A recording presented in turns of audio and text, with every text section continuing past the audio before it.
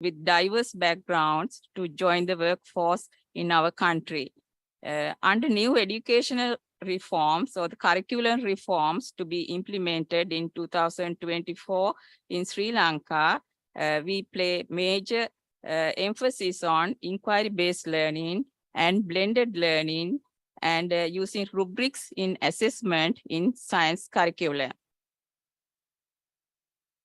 So the major objectives of our study are to incorporate inquiry-based hands-on activities to enhance learning science in the physical classroom and to explore how blended and inquiry-based approaches can be used to enhance learning science concepts and to use Google Classroom to facilitate blended learning and to assess students.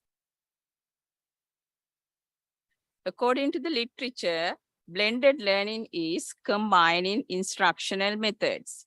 In inquiry-based learning, in inquiry-based science education, especially, children become engaged in many of the activities and thinking processes that scientists use to produce new knowledge. When children do hands-on activities, they play an important role in science instruction.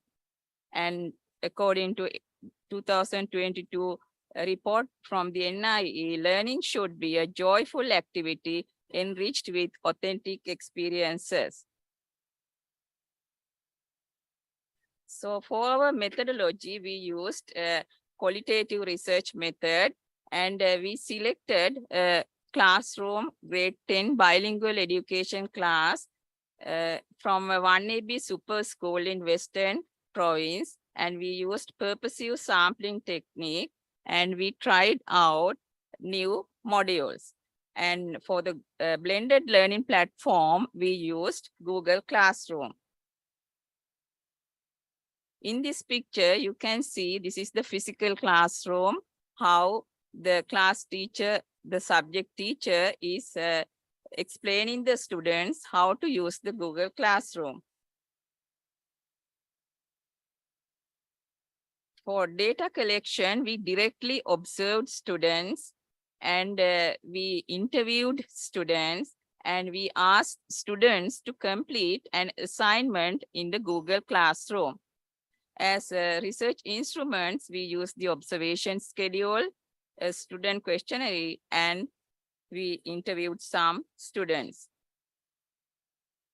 So this is the module we tried out. It is a general physics module. The name of the module is Force and Motion. The lesson was equilibrium of forces. As we know, equilibrium is very important in not only in physics, but in our day-to-day lives. So this activity, which you can see in the screen now, we gave each pair of student a plastic plate, and there were 4 holes punched on it, A, B, C, and D, and students were given threads and 2 Newton balances. After that, we asked students to connect these 2 spring balances using threads to holes A and C and drag outwards so that the plastic plate will be on rest. Then again, we asked students to connect the 2 spring balances using threads to the holes A and B and drag outwards so that the plastic plate would be at rest. And after that, we asked students to connect the 2 spring balances to the holes A and D and drag outwards so that the plastic plate would be at rest and get the readings of the spring balances. Likewise, we asked students to put more weight and drag the spring balances and get the readings. Here you can see how the assignment was uploaded in the Google Classroom. Every student had the Gmail account, and they were enrolled in this Google Classroom grade 10 class, and the assignment was uploaded like this, and they were reading the instructions on their computer or on their mobile phone. Here you can see how students were doing the hands-on activity.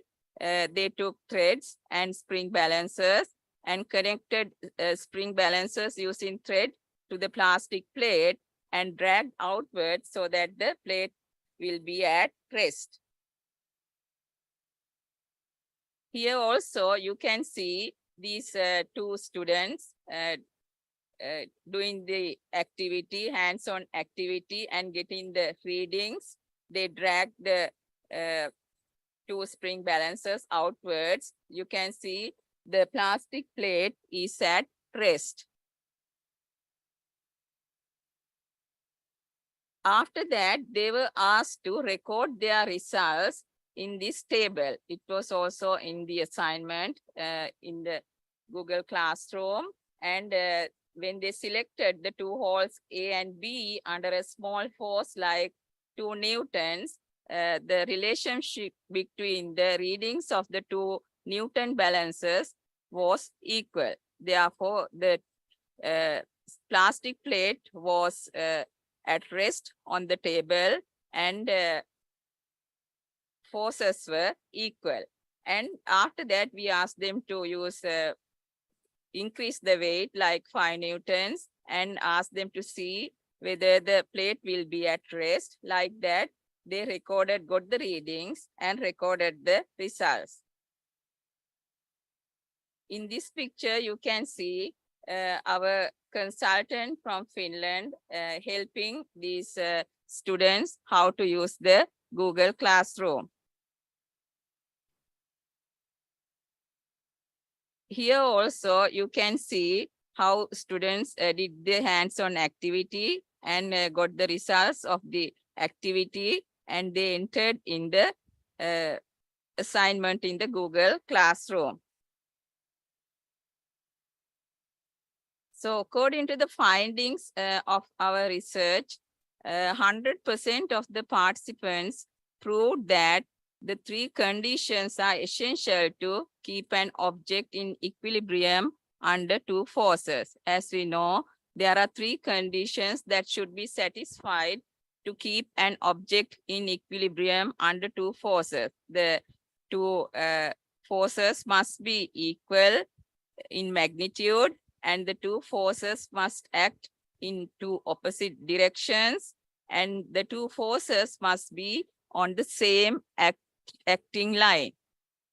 So most of the students, actually 100% of the participants, students enjoyed this activity, and they were very interested in doing this hands-on activity and recording their results in the Google Classroom. And they themselves understood that these 3 conditions are essential to keep an object in equilibrium under 2 forces. Even their behavioral observations revealed us that 83% of students were in scale 1. That means they well understood this activity, they enjoyed it, and it was very easy for them. In our existing syllabus also there is this activity, but the way we teach is first we give the student that these 3 conditions are essential to keep an object in equilibrium under 2 forces, and after that we ask them to do the activity. Whereas in this inquiry-based learning method, where we incorporated this blended learning activity, they themselves, they did the activity, and they found out that these 3 conditions are essential to keep an object in equilibrium under 2 forces. So the conclusions of our study are blended learning approach. We especially paid attention for that to incorporate blended learning activities in our science curriculum. It develops 21st century skills, especially communicative and collaborative skills through physical classroom and blended learning activity. When the students were doing the physical the activity in the physical classroom, but using their hands, they were very active and they were very interested in doing the activity. They communicated with each other. The teacher talked less, but the students were talking. And as we had already paired these students, they worked very cooperatively doing this activity. And this enhances students' knowledge and understanding of science concepts. As we know, even in this prevailing existing science curriculum, all these science concepts are taught using different activities, but still it has not been successful. Just students get their knowledge, not the understanding of the science concepts correctly. Therefore, we hope this blending method will be useful one day for the students to understand better. And it enhances their interest in learning science. And especially this Google Classroom was new to them, and it facilitated their concept development and their learning. They were very interested in using their mobile phones or the laptop and entering their results in the assignment. And even the teacher, it was very easy to evaluate using the rubrics given in the classroom. We had 5 rubrics under 3 levels, and it was very easy for the teacher to grade those. So from this research, we recommend that as Google Classroom was very successful to the students, it can be introduced to the existing science curriculum for the necessary materials. And as smartphones and laptops were great motivation for the students enhance their learning. And cooperative group work must be introduced as students' engagement and achievement were higher when they were doing the activities cooperatively. And especially the traditional assessment practices can be replaced by using rubrics in the Google Classroom. When we make rubrics in the Google Classroom, it is easy for the teacher as well as for the learner to grade themselves, and even for the teacher to give feedback to the students. To the student who is performing very well, teacher can monitor that very well and give feedback then and there or later. So it is very easy for them. So these are the references of our study, and thank you. Thank you, Ms. Ranavira, and perfect timing. 10 minutes exactly. Yes, and it's a very important and a valuable research study, because in the new curriculum, right, we are talking about collaborative learning, using blended learning in delivery, and they are really testing those principles with the new curriculum in the field. So it's over to you to ask questions. I know there are experts in this area here. If you have any questions, you can, or your feedback to them.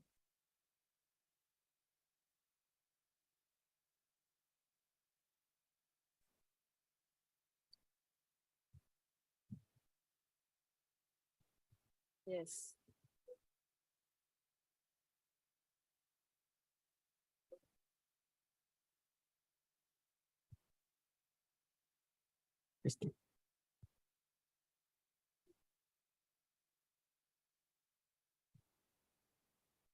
We used as a supplement, not as a substitute. Like I showed you in the first picture, there was this This is the subject teacher who was teaching the class, and he explained a little bit at the beginning. After that, we used laptop and the smartphones for the blended learning activity, not as a substitute. Teacher's role being a facilitator, and then the smart technology coming to supplement what the teacher does and to enhance learning. Dr. Ashoka?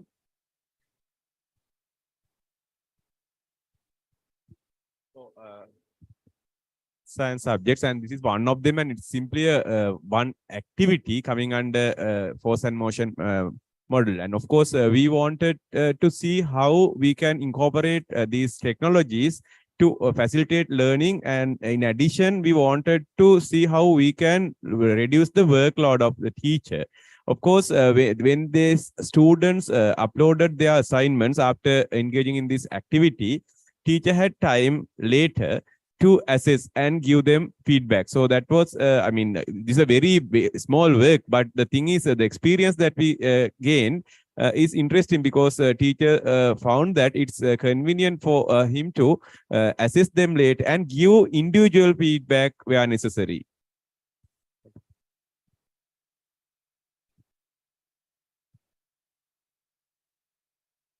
Experience any difficulty? Did you experience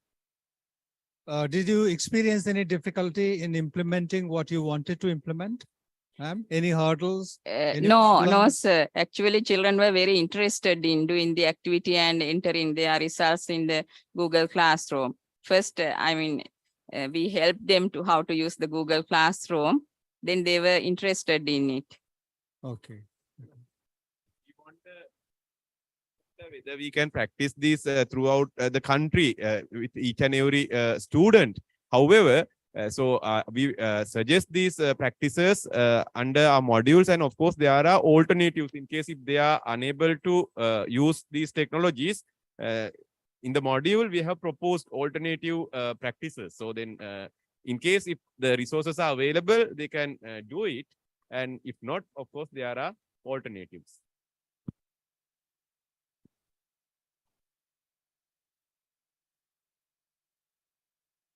Thank you. Thank you very much. Any other questions or observations?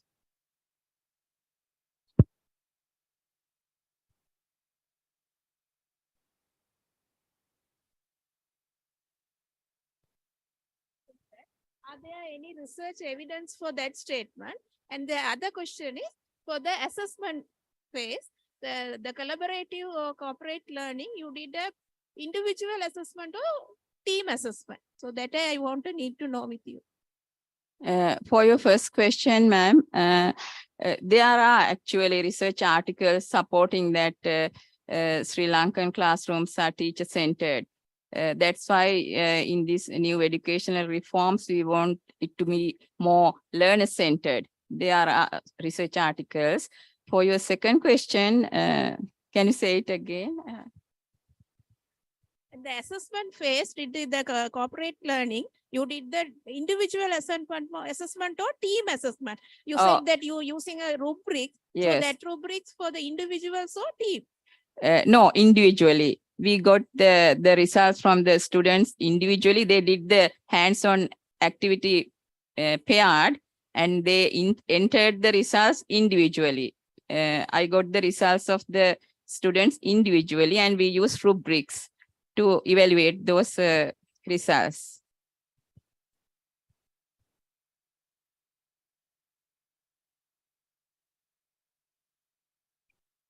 All right. Sir? It seems it's very interesting, and thank you very much for your questions and your ideas. So thank you very much, Ms. Ranavira. Thank you, sir. Let's move on to the next presentation made by Mr. I. Kailasapati. His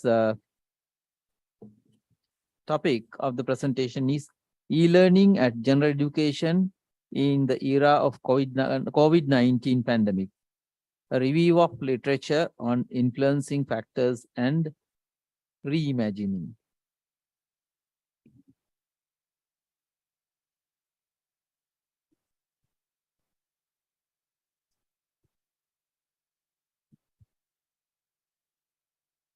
Good morning, conference chair and participants. That this research, the motive is something is better than nothing. That's this motive.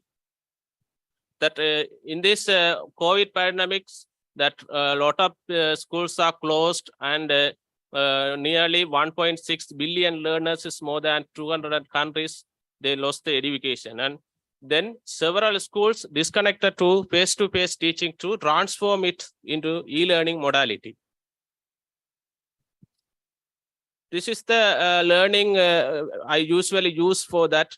E-learning as a learning can be viewed as an innovative approach for delivering well-designed, learning-centered, interactive, facilitated learning environment to anyone, any place, anytime by utilizing the attributes and resources of various digital technology along with other form of learning materials suitable for open and distributed learning environment.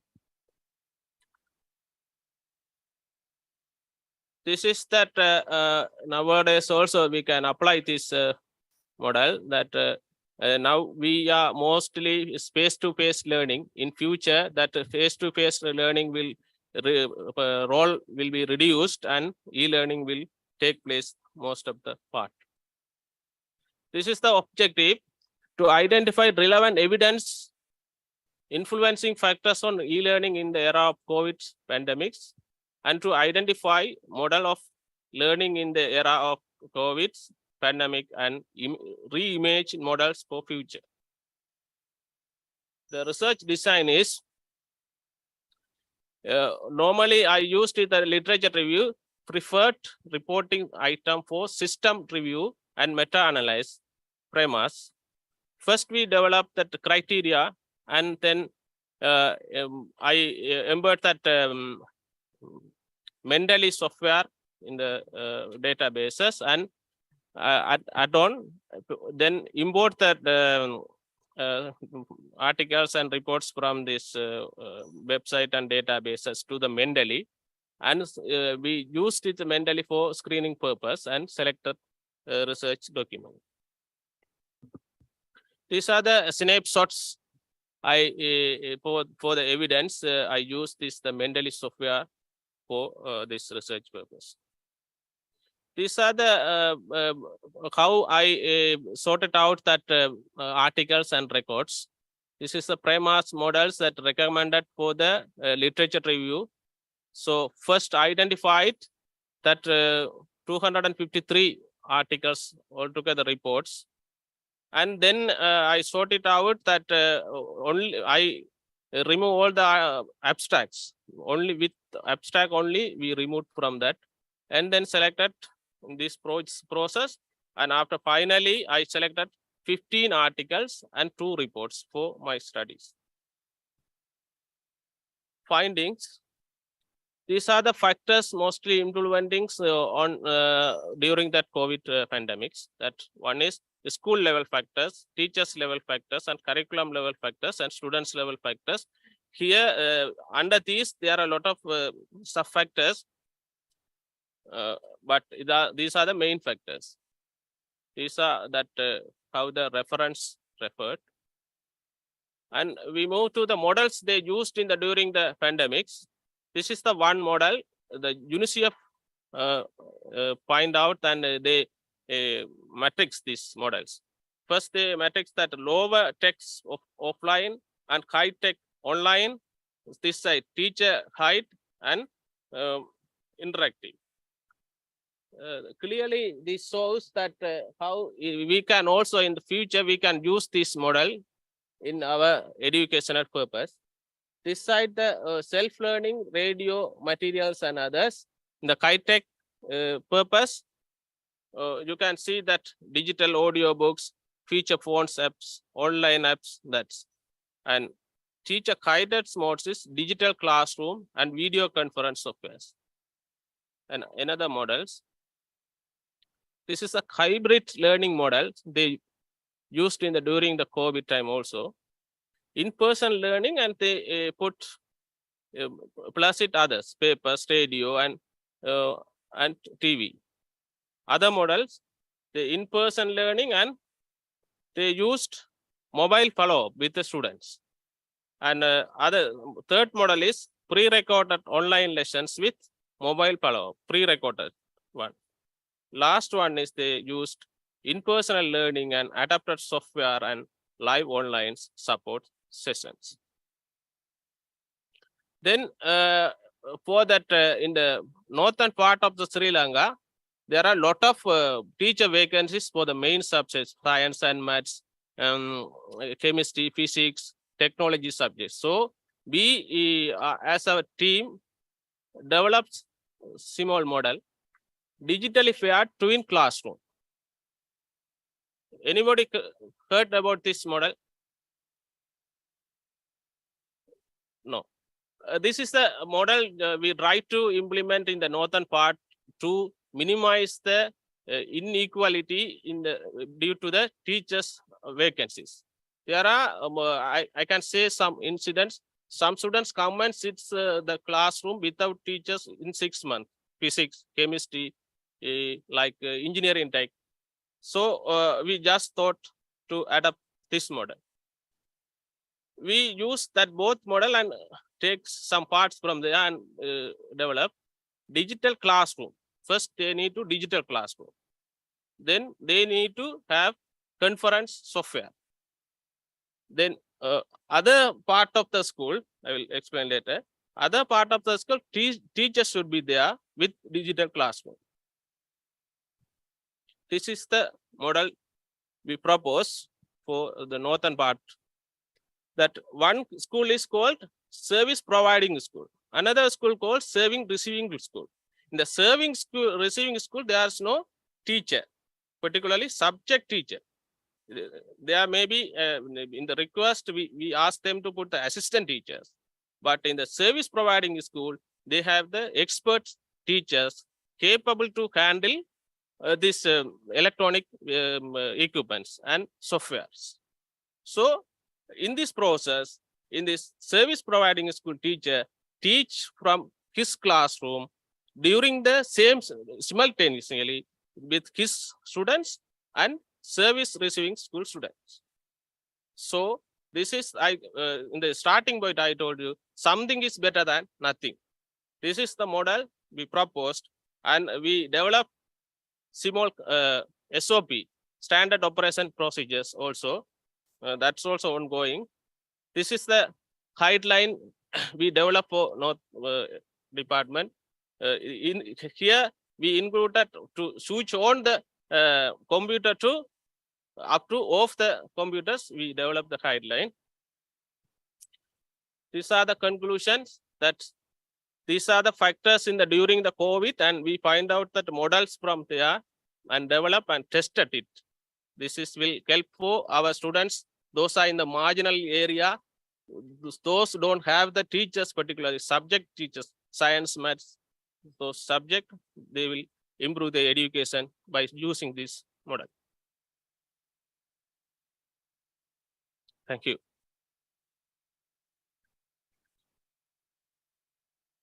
Thank you, Mr. Kailasapati. It's a kind of an innovation to solve most of the problems, especially the teacher problem in certain areas, particularly in the northern province. We have the teacher shortage, and digitally paired twin classroom will be a fine solution to this. And I think we need to practice this more and more, see how it works. So it's over to you for your questions and feedback.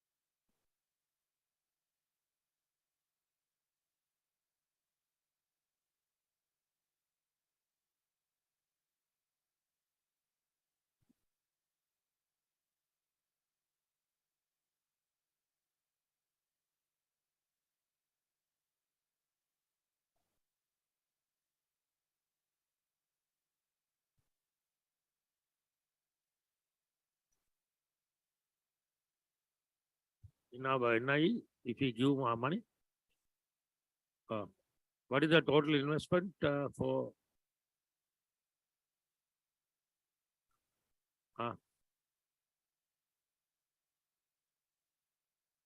30 lakhs.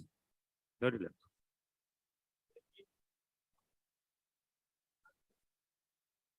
Oh.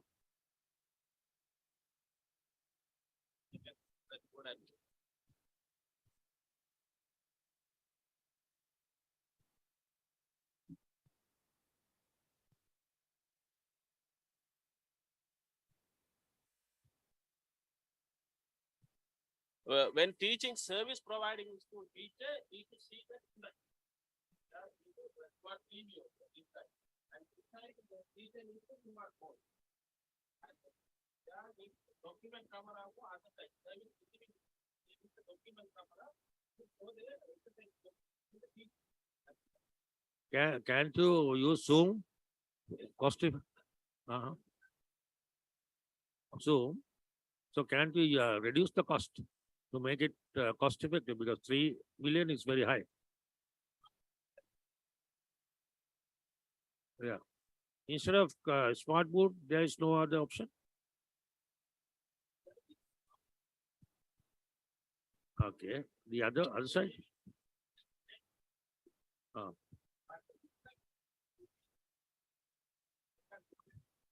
Why? Because through Zoom.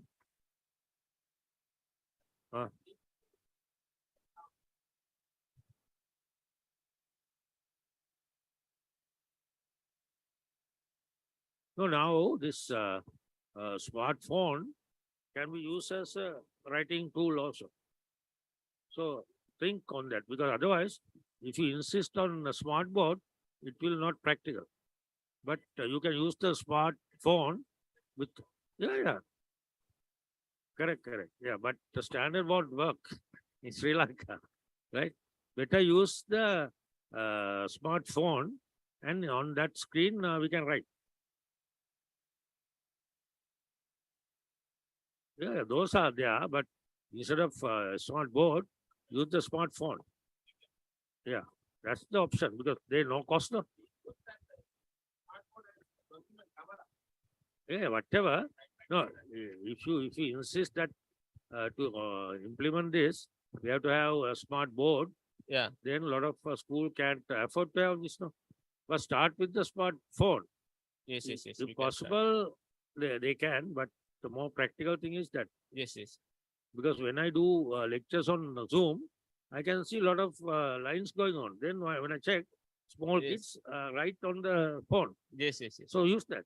Yeah, That's we why. can use that. We also No, optionally we can. then don't insist that they should have smart board. Then they get afraid. No? Yeah. Use the other way. Yes, smart board is better, but Better. you can use the smartphone. Yes. It's better, no? Yeah. Thank you. We can use it. Yeah. And yes, sir. Not every teacher is comfortable with the use of technology. Right? Quite often you notice that there is a lot of resistance, reluctance, and ignorance on the part of the teacher. So how do you overcome these hurdles? That the teacher is not happy with or not comfortable with the use of technology. The teacher is not willing. The teacher is reluctant, and there is a lot of resistance to the use of technology. Yeah. I mean, so Yeah. In this our design, sir, that we insist our zonal education office select a suitable teacher from wherever possible. Even they can move other zones, not a particular that zone. They can even in Jaffna zone, even they can move another zone, Mannar zone even. They can find that good teacher for the service providing school. And receiving school, we request them to put the assistant teacher to support the students to learn, facilitate.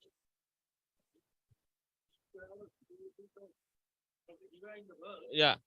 Yes. That's also those advantages this using that they can participate. Those marginal area students can participate international teachers session also. That's when we develop this classroom setup in the school. Yeah.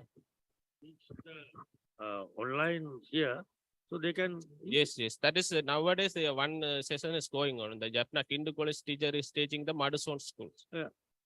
So now with the thanks to the technology, and also if the teacher is not willing, let them not to do. The people who can do it, let them. So one teacher is enough for Sri Lanka. Right.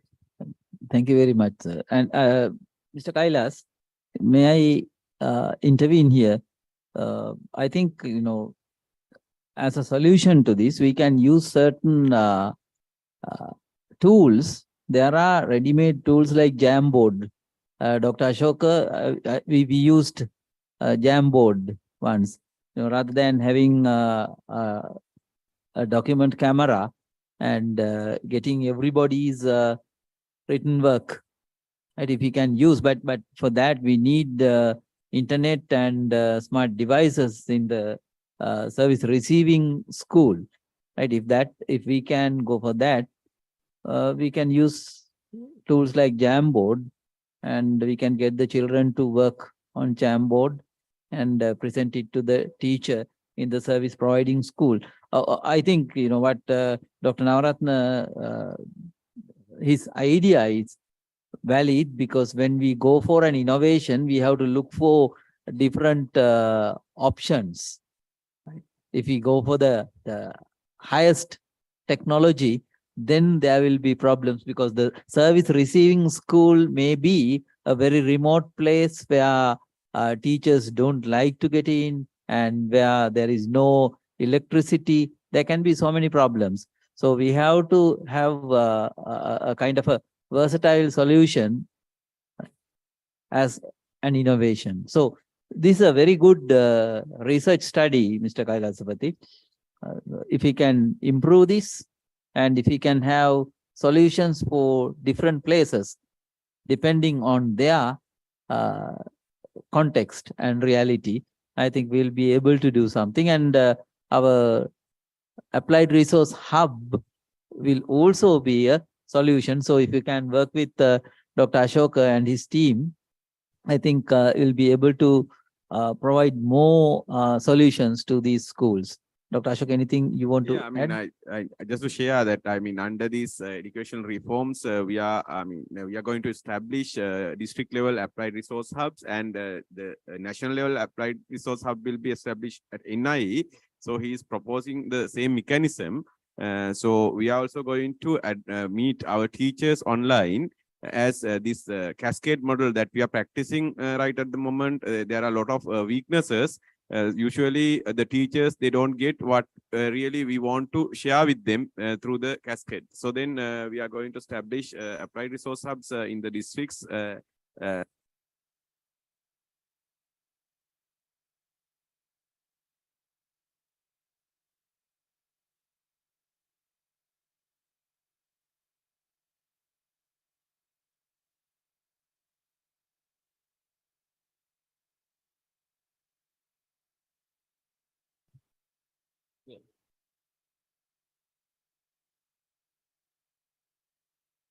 Yes.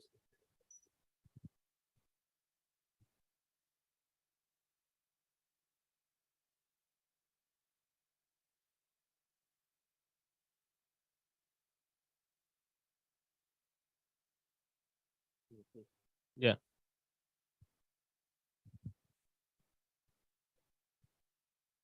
Yes, yes. All right. So thank you very much, Mr. Kailasapati, and thank you very much for the audience for the active discussion. And as I mentioned in the morning, this is the platform for us to share our expertise and enrich these kind of innovative research practices. Thank you very much again. So let's move on to the next presentation by that's improving emotional intelligence of teachers during the COVID-19 pandemic in Sri Lanka. Yes, Ms. T. Pereira.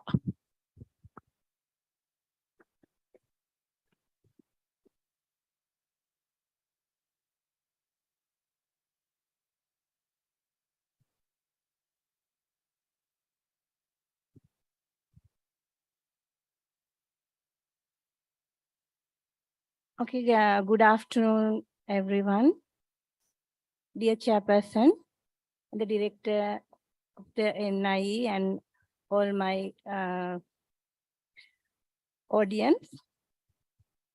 I'm going to share with you about my small work on as an action research.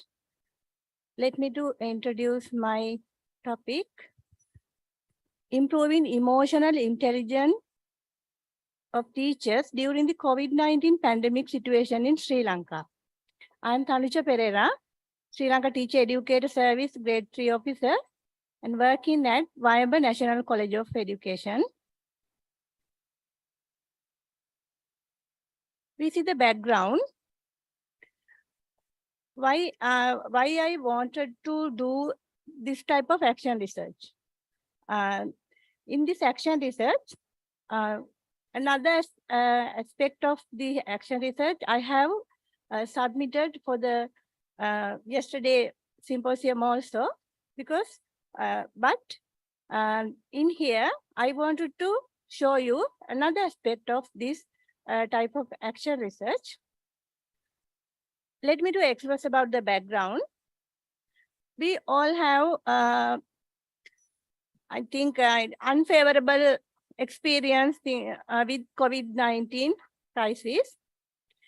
Literally, the need for values education and emotional learning as essential in developing capacity to acquire cognitive skills has become evident under the circumstances ensured by various dimensions of the ongoing COVID crisis. Hence, the teacher should have sound awareness on emotional learning and emotional intelligence too. Emotional intelligence helps us build stronger relationships, succeed at school and work, and achieve our career and personal goals.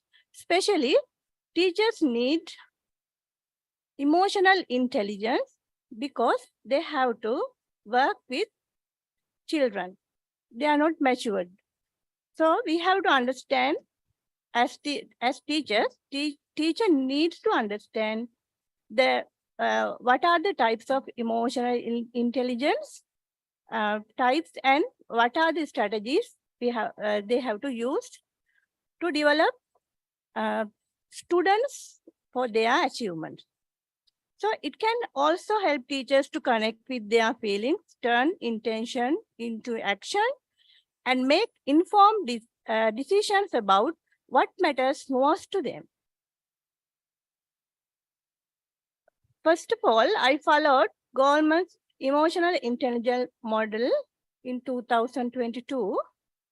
You can see this model. Self-awareness. Under the category of self-awareness, we can see three types of psychological thing: emotional self-awareness, accurate self-assessment, self-confidence. I think we all need self-confidence, emotional self-awareness, and accurate self-assessment. In this type of the psychological factors, we can go to the social awareness, or we can develop self-management also. And after that, there is a part 4, relationship management from the self-management, and there's another part from social awareness to relationship management. As a society, we have to keep a healthy relationship with our colleagues and all the person we met day-to-day life, and the official relationships and private relationship, all the things. As citizens, our children, our students need to build up their relationship management. So based on this model, I decided to implement and decided to do implementation for my action research. There were 4 objectives. Main objective was improving emotional intelligence of teachers during the COVID-19 pandemic. First one, identify the current situation of emotional intelligence of teachers during COVID-19 pandemic. And second, identify the problem faced by them with the students when continuing the interrelationship on online. Because in the COVID-19 pandemic, teachers had to continue their classroom on online, and then planning and implementing an intervention to improve emotional intelligence of teachers. After finally finding the successfulness of the intervention of improving emotional intelligence of teachers. Methodology was research design. This was an action research. The approach for the study was qualitative with action research method. The specific sample, the participants for the action research was 60 teachers in Sri Lanka. The teachers who are under developing level were the sample made through a diagnostic test consisting of selected self-awareness, self-management, relationship management, and social awareness. Data collection methods and instruments. Voice recording was used to identify the problems faced by teachers when continuing interrelationship with students. Behaviors according to the demonstrated teacher self-awareness, empathy, motivation, self-regulation, and social skills on online sessions were observed using an observation schedule and through the action research, I have maintained reflective journal. The assignments used for intervention plan were reports, voice recordings, creations, videos, and PowerPoint presentation. Data analysis. Analysis based on various context explaining structure were done based on quantitative data through simple number analysis and qualitative data through simple contextual structured qualitative analysis. Let me to show the findings. Based on the 4 objectives of my action research, you can see the first objective, identify the current situation of emotional intelligence of the teacher. I used a tool to measure the emotional intelligence of teachers. The number of teachers that were identified as have to develop level. I have mentioned that level as have to develop level of their emotional intelligence are present in the table. You can see that it was discovered by the emotional intelligence test. It was a standard test and mentioned teachers as participants. They have scored less than 5 out of 10 for each and every components of emotional intelligence test. I have discovered 12 teachers for self-awareness as participants, 14 teachers for self-management as participants, and so 18 teachers for social awareness participants, and 16 teachers for relationship management participants. My second objective was identify the problem faced by them with students when continuing the interrelationship on online. Then collected voice recording was from teachers, that is regarding the problems faced by them with the student when continuing the interrelationship in the online lesson were analyzed for discover the main problem. Then I could discover 5 main theme under the 5 main theme problems.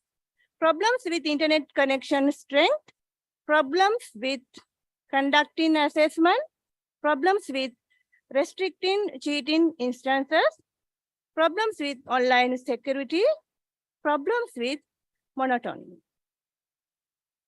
So I decided to give some solution for this problem. So implemented the intervention in the planning part, planning and implementing an intervention to improve emotional intelligence of teachers. As I mentioned earlier, 60 teachers were involved with their willingness. This is the special thing. I didn't force any teacher to involve with the program as the permission from the principal, as requested from the principal, their willingness for the program, and there were 7 sessions with effective discussions, innovative activities, and videos. The teachers had involved with 7 assignments on improving emotional intelligence of them, and the assignments were varied from 1 by 1. When they were involved with their assignments, they had to reflect their own experiences on students and learning environment, which they designed for their students. In the intervention, especially in this COVID-19 pandemic situation, students have to join online teaching learning process, and teachers have to adapt for online technology as well. Most of the teachers were young, and they expressed their views on importance of the emotional learning and knowing about emotional intelligence of them as teachers. Then formative and summative assessments were used in this intervention. They were very happy on their high achievement for authentic learning experience. Let me to share some instances of Zoom session, screenshots of Zoom session. You can see this picture. There are some pictures, including this screenshot. Teachers are involving with their students in different manners. Then I asked them, for example, what do you think of this communication way? Then I presented them as an open question and let them to give their views on these pictures. And second one, social awareness. We all have some difficulties on our anger management. As human beings, we have to control our temper, and we have to do anger management well. Especially teachers, I think it's an essential thing for teachers. So then I conducted the sessions like this. You can see this instance of the online session on the self-management. Then I really forwarded them in questions and the discussion and the active learning opportunities were designed, and they were involved with in active manner. You can see this instance, relationship management. We can see, we can convey a good concept in this Excuse me, type Ms. of picture. Pereira, your time is up. If you can wrap it up quickly, I would be much Thank you. to be much Yeah, appreciated. you can see this equity and equity. We all know we can share same thing for all the students, but we have to consider about the equity of on students. Okay, last one, and the finding the successfulness of the intervention of improving emotional intelligence of teachers. Earlier, I have told about these 7 assignments. You can see this is a simple table. In the pretest, I could identify the 12 teachers for self-aware improvement. Have to improve self-awareness. Then, finally, I could discover it reduced to 12 to from 12 to 4, as per you can read this results. My conclusion, present emotional intelligence states of teachers should be identified. Direct intervention of the extraordinary directions of motivation are necessary. Application of different suitable higher order cognitive methods for teachers is necessary. Recommendation for, as a whole, the research is important for teachers in order to use findings and conclusion in teaching students with sound interrelationship. Research could be used for the teacher development programs focused on emotional intelligence. And finally, the recommendation could be a direction for the policy making and the solution for the contemporary issues of teacher education. So thank you very much. Thank you very much, Mrs. Tanuja Pereira. So it's a very important area, particularly emotional intelligence of teachers, because before we go to the emotional intelligence of students, we have to strengthen them emotionally, the teachers. So it's over to you. We can take one or two questions from the audience. Sir, yeah.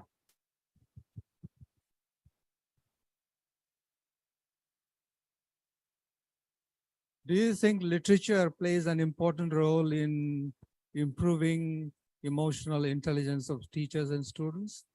Do you think literature can be used to strengthen emotional intelligence? Only literature can't do that type of role, sir.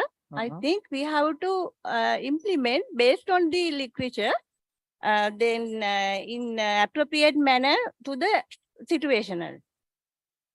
No, what I'm trying to say is, you want to improve your own or your colleagues' emotional intelligence. Yes. You read some poems or novels or short stories, one-act plays. Yeah. And you, because we are not just heads, we are heads plus hearts. Yes.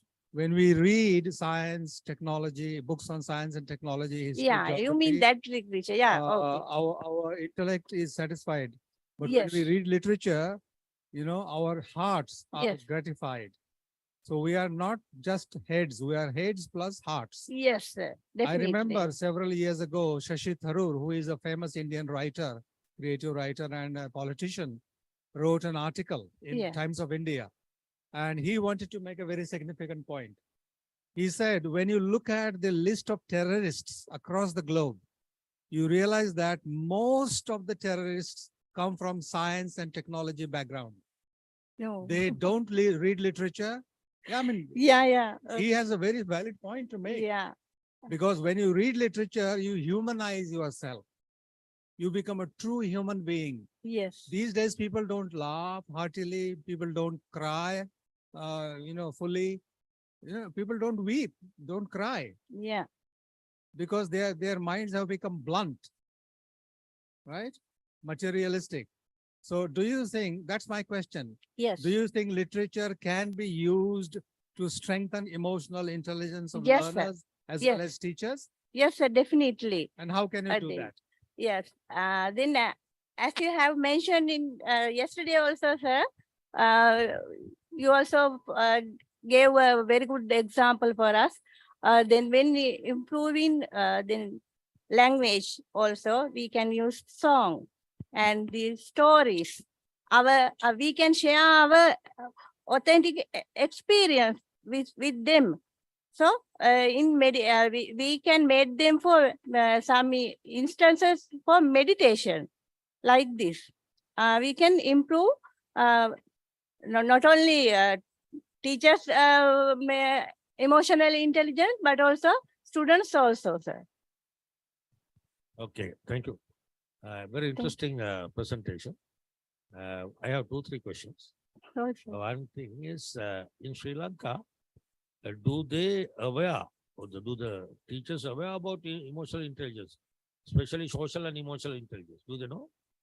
No, sir. I think it's not so far popular. I think, sir, we have It's a to new as subject. educator. I'm one of educator for teacher education. Yeah. So I tried to do some little bit No, is thing. the part of the curriculum? No. It's a Any- part of the curriculum, I think, in health education and well-being, social well-being, in the part of No. And social and emotional learning. Oh, at no, least sir. EQ. Sir. Emotional intelligence As is a not a part subject, of. I don't know about that Yeah. thing so far, sir. That's the main problem.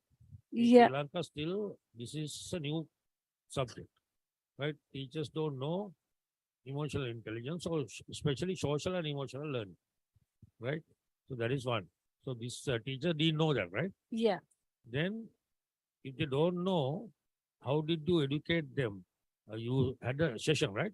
You had Yeah. 7 sessions. Yeah, 7 session. You taught about the emotional intelligence. No, sir. In theoretical, I didn't do that, sir.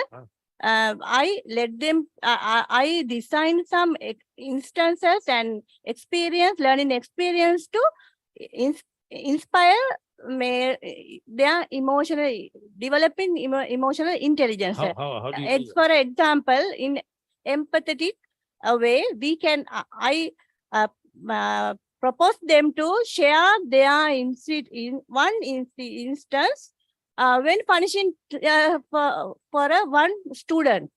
As a teacher, what did you feel there? How do you feel that? If it is if that children is your one, then how do you feel that? So that is that way, that manner. In the 7th session, I used this. Then made them for feeling full and meaningful of thoughts on emotional Okay, intelligence. but you didn't teach the subject. No, They didn't sir. know the subject. No, I didn't. I didn't teach them but then there are 2-3 parts of the self-awareness and regulated and all the thing. After the last session, I proposed them to you have to build up your emotional intelligence and have to read more about psychological factors and psychological books on emotional intelligence. Then I had not enough no more enough time, sir. In the time duration for this action is set for 5 months, sir. Okay. Yeah. Now, in our new curriculum reform, we are going to introduce that aesthetic subjects to Yeah. all people, and also mindfulness. Yes, sir. Mindfulness. So, sir, in the National College of Education, we are conducting psychology partners, sir, in the professional subject. Mindfulness. Yes, sir. Mindfulness. Mindfulness. Sati. Yeah. So It's every, Sati Mat Bhava, sir. then already our Vista has already published that every school from January 1st, Yeah. they will have 10 minutes mindfulness, Sati, Yeah. before start the class. Yes, sir. Right, like that. And also we have proposed at least 5 minutes after the interval, no? So like that, is it good thing? Practice this. Is it no, a good sir. thing to introduce, or what do you think? Yes. Why not, sir? It's good thing. I think in NI has discovered the Sati Mat Bhava and Sati Pasala. Yeah. In my level time also, I think I have heard about that in the new curriculum as a participator of TOT program. I got that awareness from the NI, sir. Okay. Thank good, you. good. And also, now, according to the Goldman's framework, Yeah. understanding self, managing self, understanding others, and managing relationship, plus responsible decision making also there. The 5th part. Yeah. You dropped that purposely, or you didn't? No, sir. In the very limited time duration, I haven't any time permit to go through, sir. Further go. Then in the extension of this type of research work, we can conduct. Good. We Like are happy that, that, because already we are very keen on social and emotional learning. This is the first Yeah. time I came across someone doing this kind of research. So it's a little bit difficult, sir. Yeah. I'm a professional subject lecturer in National College of Education. My psychology is my subject. Okay, good. So I am fond of doing this type of.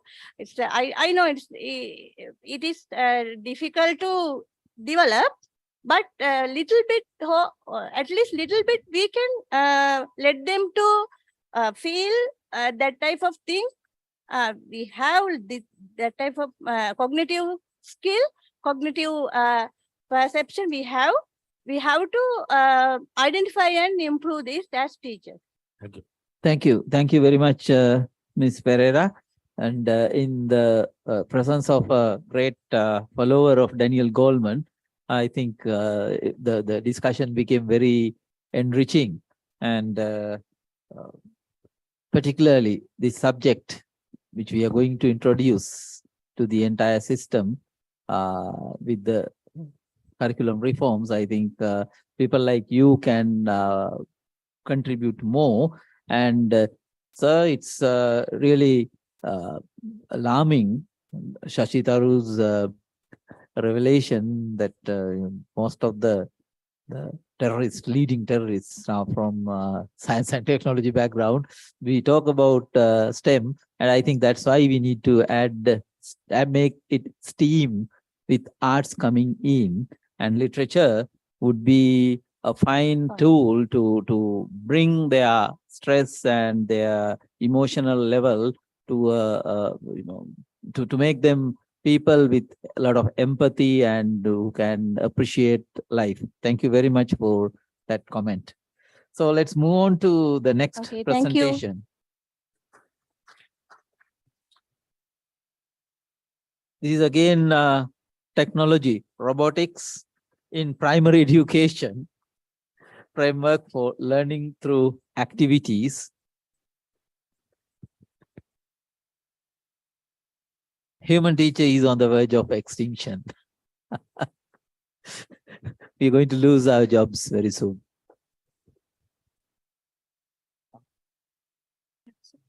Oh, I'm sorry. Yes, our robotics presenter is absent. And the next presentation is improving the lesson memorizing ability using formative assessment in an innovative way. Miss W.A.T. Nivartana.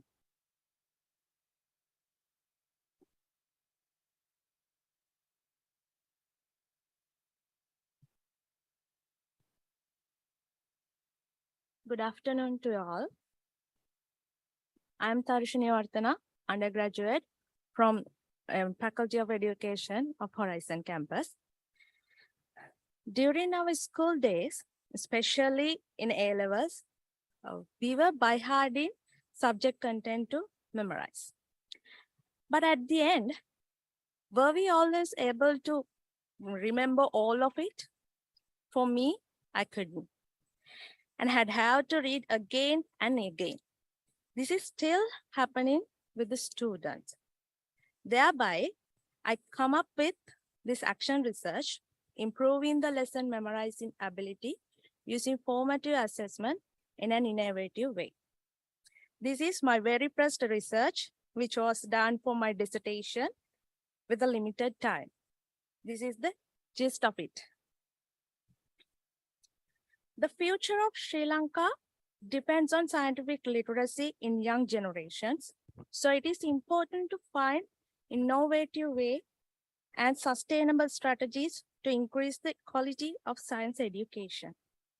Access to science education in Sri Lanka, General Certificate of Education Advanced Level Biological Science Curriculum plays a vital role. But there is a significant challenge for this generation, that is memorizing different facts, principles, and concepts in science education, especially biology subject, because of the monotony of way it is taught. This situation was increased by the corona epidemic, and due to that, online teaching and postponement of examination. Considering these background, this action research has been designed to improve the lesson memorizing ability in a logical way other than rote memorizing. For this study, 7 students who already has faced this problem were identified and taken in grade 13 biological science class in Central College of Kalutara. At the end of this study, teachers will be able to improve their professional career in the learning teaching process and will be able to improve their service to cope with students' performance.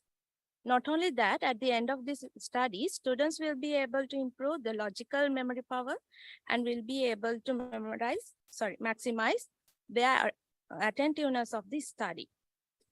And also at the end, the audience will be able to present potential suggestions regarding the issues to be addressed for future research in conducting formative assessment for students' lesson memorization.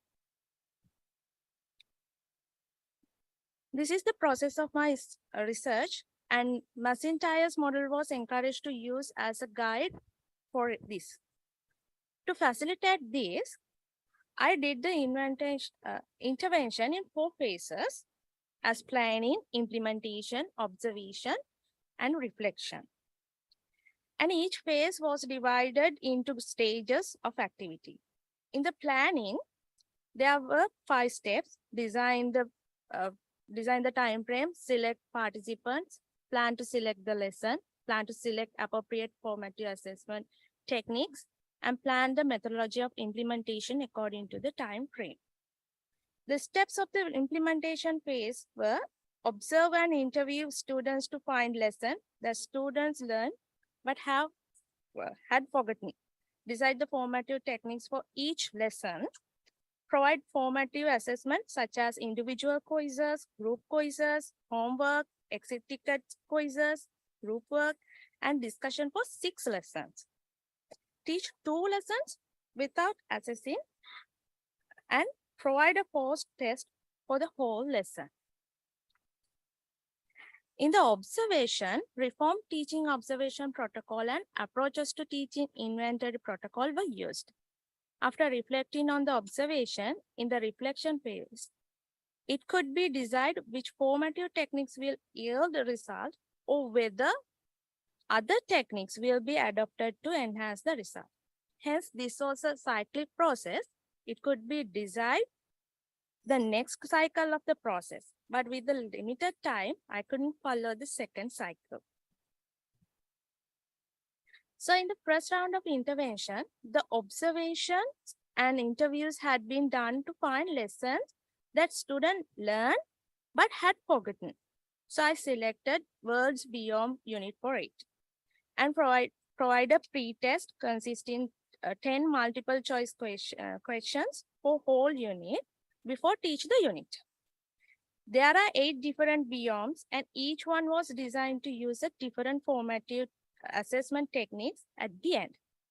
I provided an individual quiz after teaching the first biome, a group quiz after teaching the second biome, a classroom discussion after teaching third biome, and homework after teaching fourth biome, an exit ticket quiz after teaching the fifth biome, and a group work after teaching sixth biome. Also, I plan to teach generally without using a formative assessment techniques for 7th and 8th biomes. I devised a relevant lesson plan to teach one biome for one period. At the end of the study, post-test consisting 10 multiple choice questions was given for the whole unit and compared the both pre-test and post-test results and analyzed the results of formative assessments.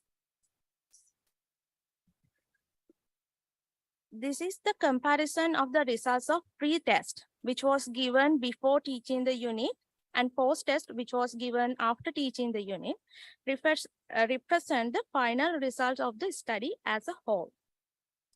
The pre-test and post-test showed that student memory development was enhanced and that this study reached the objectives of the study.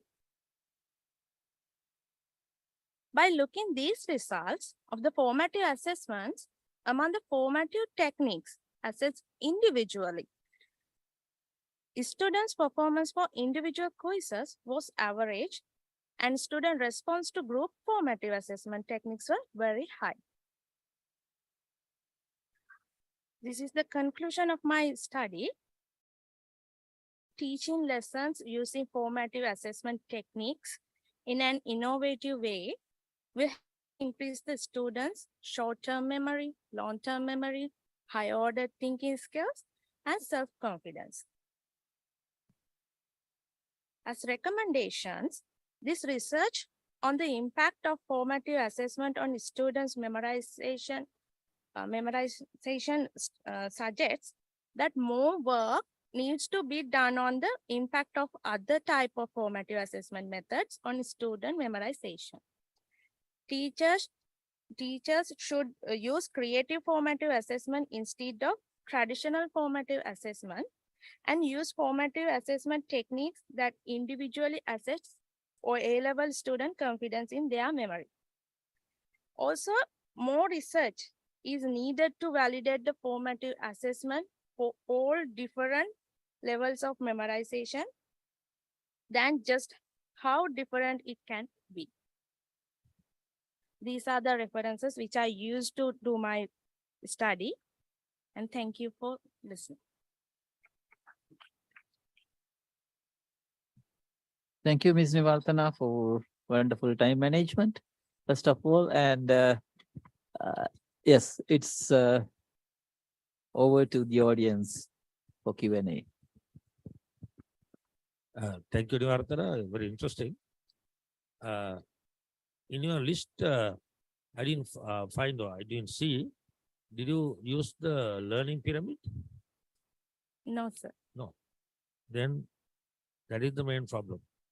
Because without learning pyramid, you cannot judge the retention rate.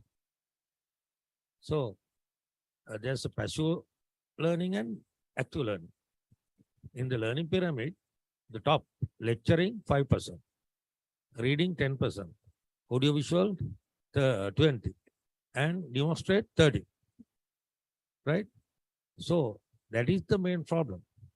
So you are referring to the formative assessment without looking at the learning pyramid. So if they discuss 50%, learning by doing, practice by doing 75, and teach others 90%. So if you practice that method easily, the retention rate goes up. Right? So I think your missing point is that. So if you can convert this passive learners to the active learning, it's more than enough to retain. Right? Unfortunately, you have missed that point. I don't know why. Because when So you this is my first research. maybe, yes. But anyway, are you from NI? No, sir. She's from Horizon campus. Horizon, Horizon okay. campus. No problem. Anyway, so refer to the learning pyramid. You will find the answer. Thank you. Thank you, sir.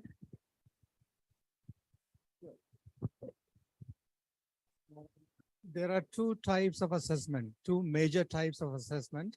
One, Formative summative, and formative. two, formative, right? Formative assessment happens on a continuous, daily basis. Which of the two types of assessment demands memorization or more memorization? Is it formative assessment that requires you to memorize things, or is it summative assessment that demands more memorization on your part as a teacher, as a learner? In my Because I see there is some problem there.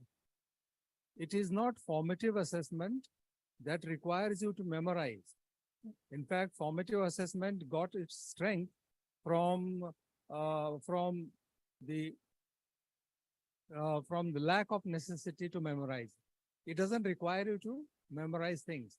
It is summative assessment, end of the semester, end of the year assessment, which requires you to remember things for a longer period. But you seem to be advocating something different. that because sir, it is the lack of confidence of students. They are they're afraid to face a summative assessment at the end of the lesson. So I thought to do formative assessment with they are interesting. Like they like to do group activities like this. No, I see some problem with the title, or maybe your conceptualization of the theme, the topic. Because in my opinion, it is summative assessment, end of the year assessment, which requires you to retain things in your memory for a long time. It is not formative assessment. Formative assessment came into being because people wanted to talk against rote memorization. It discourages, formative assessment discourages rote memorization. But you seem to be believing the other way around. I don't know, maybe I didn't understand you properly. Using active learning, retention is very high. No need separate memorization. Dr. Ashoka, you want to contribute? No, I think that she wants to support students to memorize things by assessing them through formative assessment, which means, maybe we don't know what formative assessment methods she used. So in case, for instance, as our Director General mentioned, through the formative assessment, if she facilitates students to make a presentation on the content they learn within a lesson, short presentation. So I think that will help to increase the retention. So, I mean, the purpose of formative assessment is something else maybe, but, such activities enhance the retention level. I Am I think, correct? yeah, I too agree with Dr. Ashoka. Sir, I think her purpose is now, this is an action research to see whether she can use formative assessment as a springboard to help them retain more things and face summative assessment successfully. Am I correct, Nivartana? Yes. Yeah, I think that's what she wanted to tell us. Formative assessment as a springboard so that they can retain things. Yeah, sure. Dr. Duga.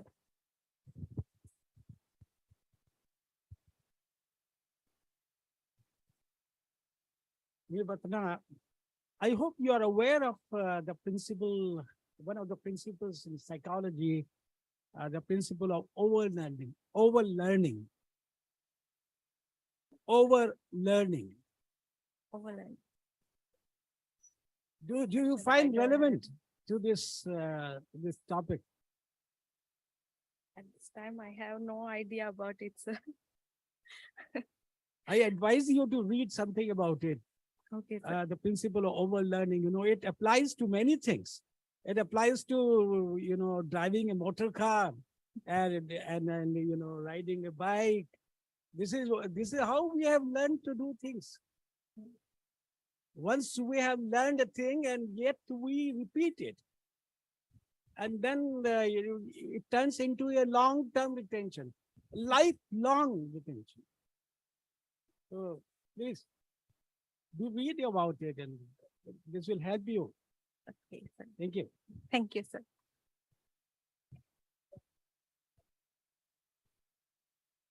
Satatabhyasa. Yeah. With a view to being successful, and then when the danger day arrives, despite your preparation, over preparation, you are a failure.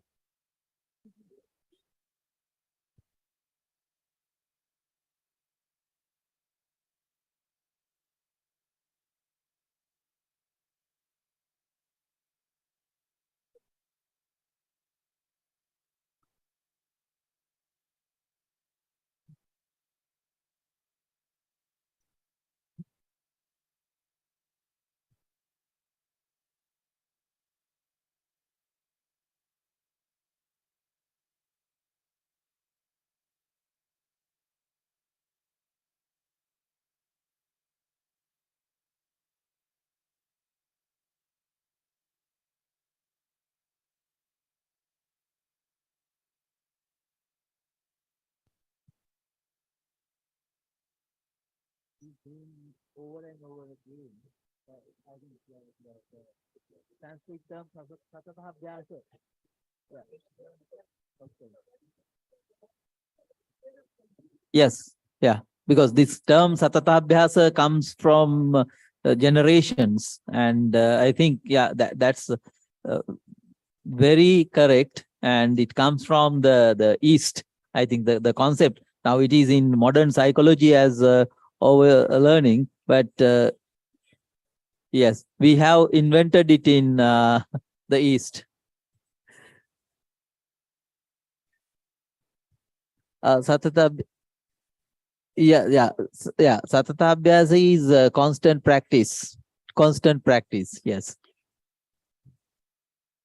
Yes. Yeah. It gives a kind of a negative uh, connotation, maybe, but that's the technical term used in psychology. Yes. That's it. As it is given in psychology. Yeah.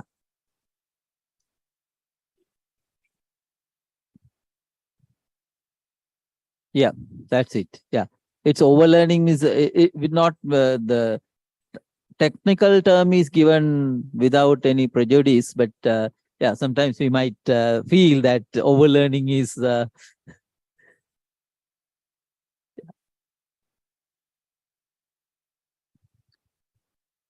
let's invite our psychologists, psychology specialists to look. I use for Satabhyas, I use constant practice. Yeah, constant practice. Yeah.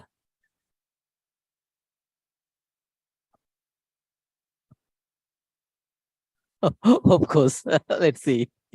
Yeah, whether we can convince them, convince the psychology dons. Geet, you want to add something to this? Yes, Dr. Darshan, and thank you very much for clarifying that confusion regarding the topic that she brought in, right?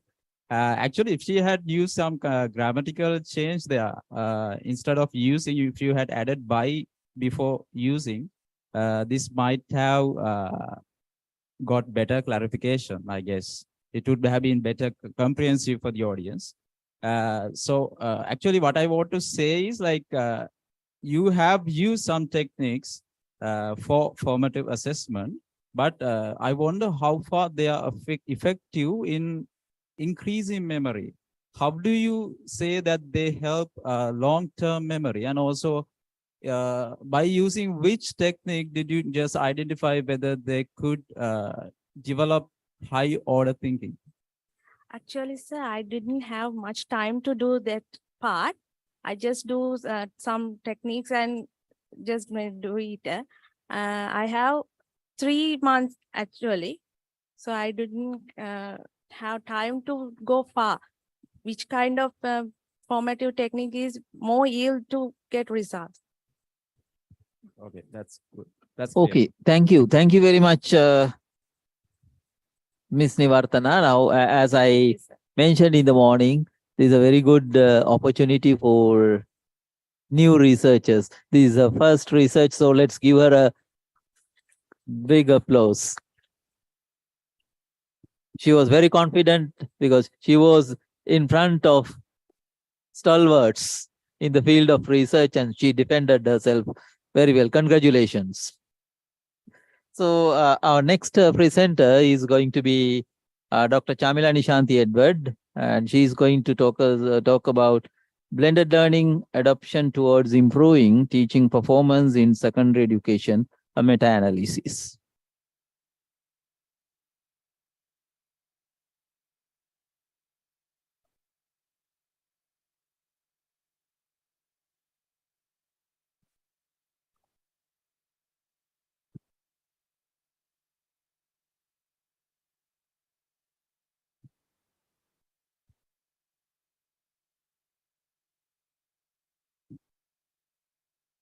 Very good afternoon, Session Chair, Director General, Sir, ladies and gentlemen. It's a great privilege for me to present a research paper on the first International Education Research Symposium.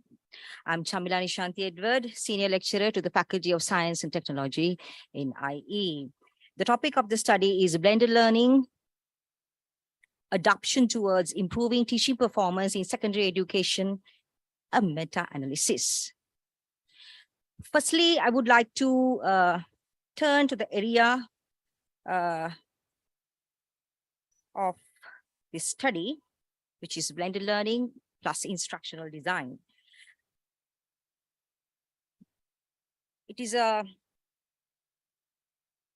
formal education area, touched upon the core perspectives that is revolutionized by the use of technological enhancements in traditional teaching and learning methods, something to incorporate with technologies. All right. My first point is the concept of blended learning evolved in the beginning of the 21st century. Dating back to 1999, 2000. Educationists, they found a better multiple delivery system. Of course, we know instructional designers, they are bombarded with new technologies every time. So over the past decade, pointing out to the second point, interesting is that over the past decade, this blended learning has been introduced to K-12, mainly to secondary education. It slowly moved to secondary education because it was introduced for higher education. All right. In such a background, this study attempts to determine and investigate about the theoretical foundation of blended learning and how teachers adapted and implemented it across the secondary curricula. Yes, it has become the norm in the field of education as a method of, as I said, multiple deliveries of subject content to a large and diverse student population. We'll see the content. The content of blended learning proposed by Sloan Consortium, that was 2014, face-to-face learning plus online learning, 30 to 79% makes the perfect blend. All right. I would like to draw your attention for this popular definition about blended learning, which I became very much fantasized. I like this definition because it really explains that how this blend should be, given by Osguthorpe and Graham. Blended approach is to find a harmonious balance between online access to knowledge and face-to-face human interactions. So we have to be very careful when we are preparing and when we are going to design our blended approach contents, that there should be a harmonious balance between online and face-to-face. Simple as that. Let's see this conceptualization in a figure form. You could see in both the end of the pendulums, you could see in one end there is this conventional face-to-face classroom, the other end the fully online classroom, and the 360 degrees divided into 120, 100, 180, 180. You can see that how the minimal technologies integrated and how when technology infused totally, how is the condition? Time is very limited, so I'm moving on. Problem statement. What is the problem? The NEC recommendations on education technology clearly stated that to prepare a national policy and action plan for technology enhanced education. It was way back in 2009, and yet we experience only traditional teaching methods in our classrooms. So it's a problem. So despite that, many teachers in the government schools of Sri Lanka embedded the use of education technology and internet into their lessons, there's a problem in revealing the potential of technology for the process of teaching and learning and the necessary associated pedagogical considerations. How teachers ready? There is a problem.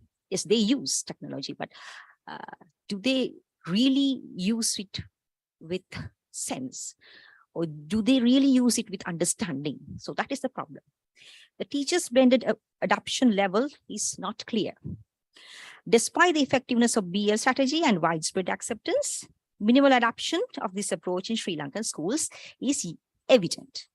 So there is a lack of research at general education in Sri Lanka regarding how best to present emerging technologies to teachers and explaining them what benefits can be achieved by using an approach like BL. As I told, minimal studies have examined in blended teaching and learning context in Sri Lanka, basically in general education. So there is a knowledge gap in the area of study. So based on all the information and extensive literature review, of course, this is a meta-analysis. So there is a huge research gap of innovative teaching and understanding the effectiveness of blended learning in general education in Sri Lanka. From that problem, I have come up with the objectives of the study. Main objective is to synthesize the factors that influence the readiness of teachers towards adopting BL in secondary education, followed by two specific objectives: to analyze the prior studies in relevance of the country context, research method and finding, to investigate the studies which proposed models related to blended adoption for teaching in secondary education. To align with the objectives, I have prepared research questions. What are the factors that influence the readiness of teachers towards adopting BL in secondary education? Other two research questions: what are the countries, research method and findings of prior studies? Which studies proposed models related to BL adoption in secondary education? This study is highly significant for understanding of the principles of blended learning and how it could be adopted in teaching learning process in Sri Lankan general education system. Highly significant for curriculum designers, could reform, rationalize and design the general education curricula integrated with BL, and teachers to adapt BL in classrooms climates as well as outside the classroom. Because here in Sri Lanka, the problem is that students, they think technology is something out of the classroom, not inside the classroom. Students are not allowed to bring their smart devices inside the classroom. So technology is something out of the classroom. So that is the main point. So teachers could adapt technology inside as well as outside the classroom. Literature review. Yes, I have gathered some empirical reviews here supporting the study. I want to show you a slide with blending with pedagogical purposes. Let's see how this flower blooms. Yes, you could see here content balanced, face-to-face plus online. Okay, content, as you can see, you can read and go through. I have very limited time. Okay, social we could use face-to-face, dialect, discussion boards, reflections. Yes, we can do with journals plus blogs. Yes, collaborative, wikis, mobile text. Synthesis, evaluation, assessment can be done both online as well as face-to-face. If it comes to online, yes, we could use e-portfolios, PowerPoint presentations, YouTube, and usually we can use papers also. All right, moving on to methodology, the method employed to retrieve the articles related to the blended learning strategies used at the teaching learning process in secondary education. The systematic review process was conducted by referring to Prisma as a guide. So there is a design for this study comprises of 6 phases, which included identification, specification, inclusion, exclusion criteria, presenting of search strategies and data sources, quality assessment and data coding, analysis, and lastly findings. Of course, I used Meta Essentials as the software, plus Prisma criterions and a Prisma checklist. Review was conducted through the process of identifying finding articles related to BL strategies practiced as secondary education institutions, and it used several databases such as ERIC, Google Scholars, Scopus, Elsevier, Springer, and Web of Science. So then this systematic process continued with the phase of identification, screening, eligibility, undertaken on articles published in 2018 to 2022. You can see the keywords here: blended instruction, blended learning in secondary education, teacher readiness, blended instruction adoption, teacher factors affecting blended learning. This is the systematic review. So records identified from the database is 140, 16 was removed, then again screened 124, then again excluded 9, due to some not relevant criterion. Then eligible full text articles 115, excluded articles not full text 65. Then the final number for the analysis was N50. Yes, you could see the assessment criteria here. Such aim, best practices, constructs factors in the study, visibly specified context, reliability, validity. Those are the criteria. All right, moving on to the findings. Yes, we could see 2019 showed a highest number of publications in BL in secondary education. Research methods, surveys 53%, and literature reviews 11%, case studies 11%, 18% of mixed mode survey and interviews, and only 1% experimental plus survey, only one study. Okay, BL studies with distribution of the countries, you could see how developed and developing countries are interested in investigating about the BL adoption in secondary level, secondary education. Sri Lanka also there. So I'm happy to announce that the 2 studies were done by me. Yes, highest number of studies shown in regarding United States of America. So likewise, we can see the distribution of countries. Right, discussion. Selected studies basing on the selected studies from 2018 to 2022 reports the findings of the meta-analysis in relation to the specified research questions. Yes, based on the meta-analysis, teachers' motivation, teacher ability to use digital tools, institutional and technical support, and teacher training are the main factors affecting towards adoption of BL in secondary education. Studies were ranged from 2018 to 2022, within 5 years span. There seems to be an increase in 2019 and then slowly decreased, and then again, now it's increasing. It is evident that the frequency of the publication is highest in 2019. Several studies have been carried out, but 23 studies came up with models and frameworks. Moving on to the conclusion. So findings from this study provide best insight for adoption of BL in secondary education. It contributed to the acknowledgement of BL as a proficient, prominent, persuasive teaching learning approach by describing how BL practices can be implemented in a developing country like Sri Lanka. Also, this study gave enormous information about how teachers adapted technology, developing countries as well as in developed countries. So basic technical skills, the LMS experiences, the course planning, time management and communication, course designing components were carefully analyzed. So now that we are moving to education 3.0,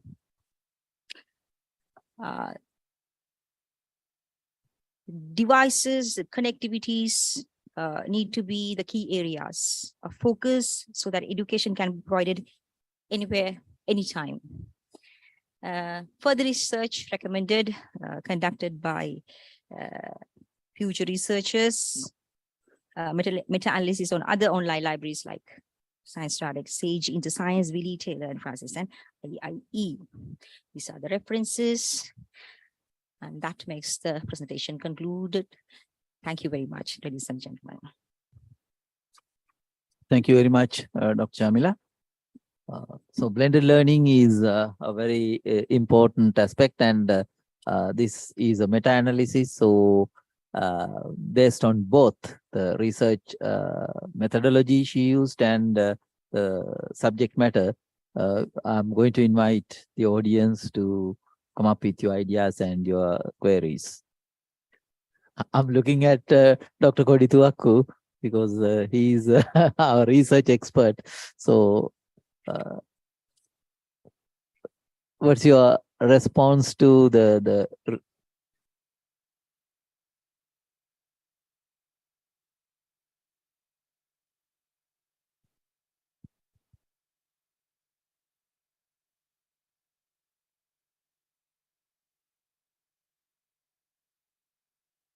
Now, the role of research department of NI is developed based on four criteria.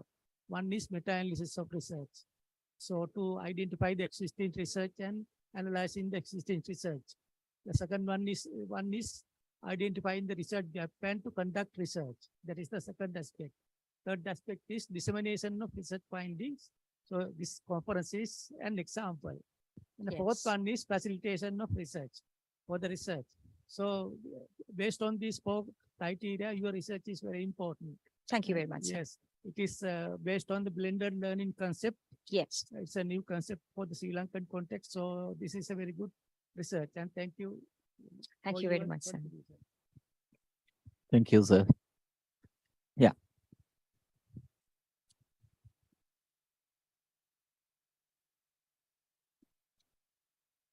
Yeah, it's a very relevant study. Thank you very as- much, sir. As he pointed out. Yes. But I would like to ask you one thing. You said that adoption of BL is very useful in increasing the levels of learning of students. Yes. But we must have a balance of tradition and technology. Yes. Face-to-face interaction and technology. Mhm. But the question is, how to have this balance? Yes. Good question, sir. Well, since we are all subject expertise, that's why I told in the very beginning that the quotation, the definition. So the designer has to, very much particular that how much percentage that you are going to present from online and how much on face-to-face. That is totally dependent on the designer or the teacher or the instructor, whoever who's going to mentor. So that kind of understanding should be there. If by chance this balance, let's say it made imbalance, so the whole concept will be, yes. So we have to be very keen. For example, yes, subjects like maths, you could use 30-70, no problem. But subjects like aesthetics, you need 50-50 contents. Because a teacher has to assess in the classroom that how well she sings or plays the instrument. So likewise, the content developer has to be very much brilliant about how to balance the content. Then there is no problem. Let's take one more question and then move on to the next. Yeah. So I've heard so many presentations on the use of technology, and we seem to be assuming that this is going to be the panacea to all the problems. I don't agree with this kind of thinking. Mhm. We must first of all remember that we are standing on the shoulders of our ancestors. Yes. They were not fools. They were not stupid people. But the undertone of many presentation is that now we are going to produce geniuses. We're going to produce the best people in the world because we are going to use blended learning and this and that. I Mhm. remember to have read something very interesting. Several years ago, a survey was carried out. And there was a school in America. That school had produced several Nobel laureates. They had no gadgets. Mhm. There was no blended learning. There was no flipped classrooms and all that. But even though the school was in that sense disadvantaged, didn't have enough resources, the school could produce lots and lots of Nobel laureates. And the same school couldn't produce laureates after some years. Now, those alumni, members, the students who had studied in that particular school were asked question, why is it that your school, which didn't have so many things in the past and which has so many things now, produced Nobel laureates like you, but fails to produce Nobel laureates like you now? And the answer that was given by many of those students was because we had great, passionate, affectionate, motherly, fatherly teachers. They didn't have smartphones, but they were great teachers, great teachers. So we need to remember this, because sometimes I get frustrated. Why are these people trying to project a picture which is not going to happen? We are so enthusiastic now. Yeah. Now we are going to produce geniuses. Now we are going to be best teachers. After all said and done, the teacher's personality is the most important factor. You use smartphones, but you don't smile. But in BL, it won't happen, sir. Pardon? In BL, it won't happen because teacher's role is still there, Uh-huh. and teacher is just, using technology as a add-on, sort of. Yeah, but the teacher's personality is the most important factor. Yes. Agree, sir. Thank you. Thank you very much you, sir. for your comments and questions and feedback. Yeah, we all have to remember that teachers' presence in the classroom is very, very important. And whatever we do, all the additions, they should be there to support the teacher to bring the best. Thank you. Thank you, sir. So let's move on to, and we have two more presentations, I think, before lunch. I don't know whether I'm going to torment you, but let's give the opportunity to those two presenters as well. The penultimate is CR Hettivattage, influence of social networking in academic performance of Sri Lankan school students. Over to you.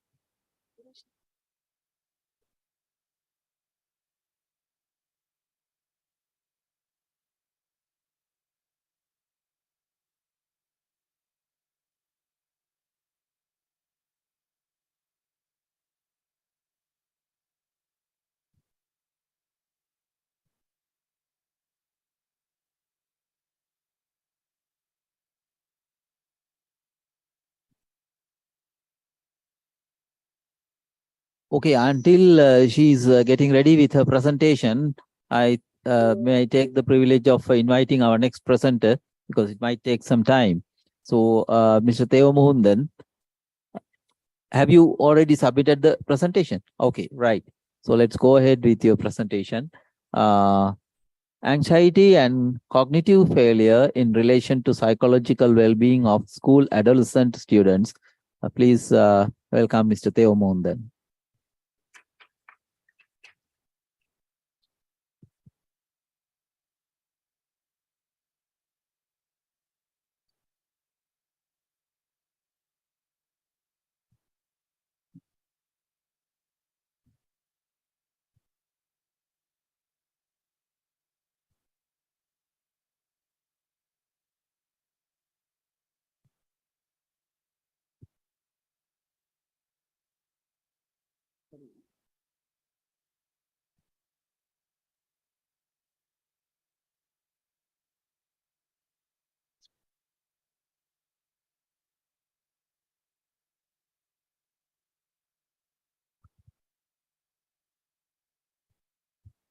Good afternoon to all.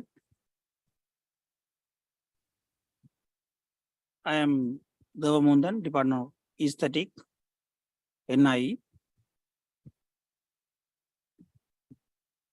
Anxiety and cognitive failure in relation with psychological well-being of adolescent students.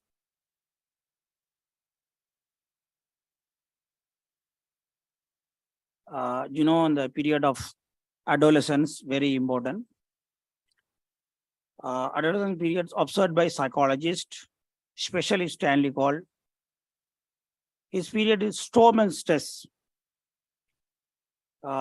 This period commonly 14 to 17. It is WHO considers like this. Anxiety, the term is anxiety is defined the conscious experience of intense threat and forbidding conceptualized as an internally derived and unrelated to external threat. Fear is we can avoidable, we can escape, but anxiety triggering stimulus, whether you like it or not, we internally we have to experience that. The anxiety actually examination anxiety optimal level is required for the students, but is something different.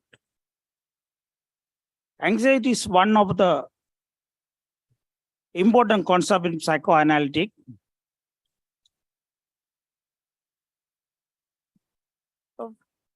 Wellen found that high level of psychological well-being were associated with the better cognitive function. Wallace reported that high daytime sleepiness and boredom high is the cognitive failure.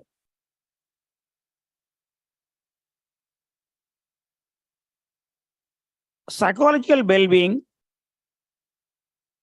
in which the one individual cope with normal stress of life, work fruitfully, productively, contribute to society. That's a mental health. Cognitive failure, normal capable persons, but we fail to do the task. These are the three concepts I connected, so I am going to my presentations.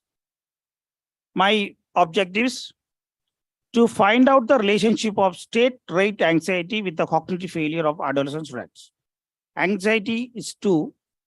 One is state anxiety, another one is rate anxiety. To find out the influence of state rate anxiety and cognitive failure of psychological well-being of adolescent students. To find out the gender difference in cognitive failure, state anxiety, rate anxiety, psychological well-being of adolescent students. Description of the sample. A sample was selected based on age, gender, medium of instruction, family, annual income, parent education, number of siblings, social status, hobbies, entertainment, type of school. Age group of the sample range from 14 to 17 years. The total sample consisted of 150. The sample was collected from government school, private school, government aided school in Chennai city. Research design.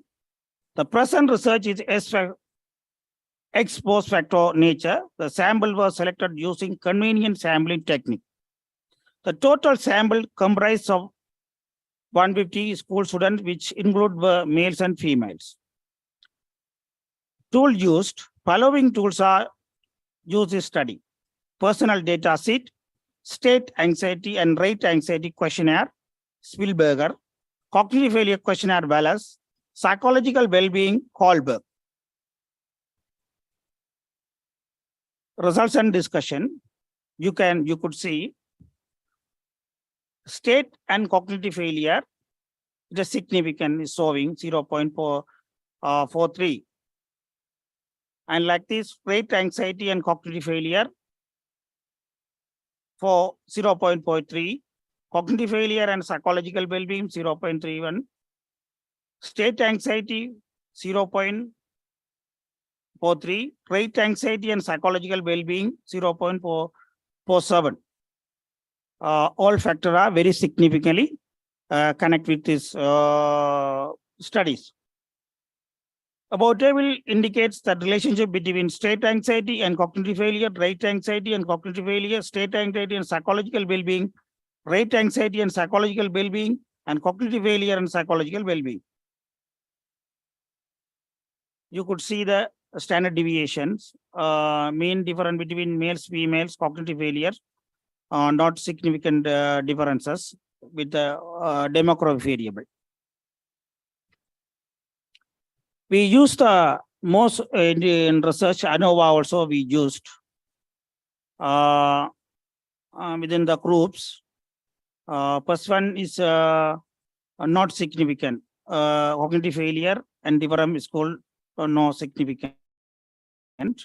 State anxiety based on different school very significant. Mean and standard deviation on the type of school. State anxiety is high, you could see for the private school. Rate and anxiety is high, government school. That is a main findings, one of the main findings, because state anxiety is high in private school because they have to more pressure on them to do many assignments, tasks they perform have to build. That is the situations make them to do or psychological turmoil and under pressure. But likewise, it is upside down in the private government school.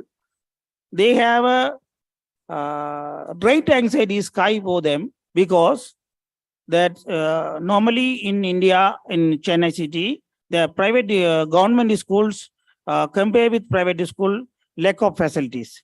They broken families. There are poor families. There are many reasons they got the rate anxiety. Is high. It is one of the main findings of this study.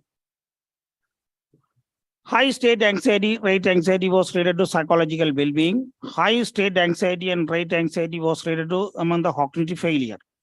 Cognitive failure was found related to rely on psychological well-being.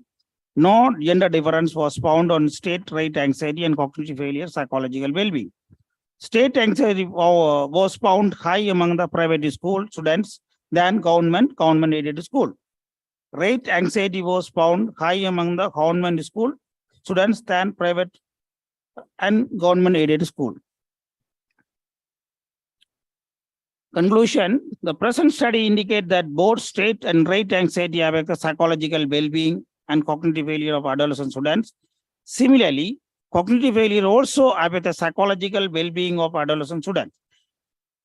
It's give insight that managing anxiety and improving the cognitive function of adolescent students can improve the psychological well-being.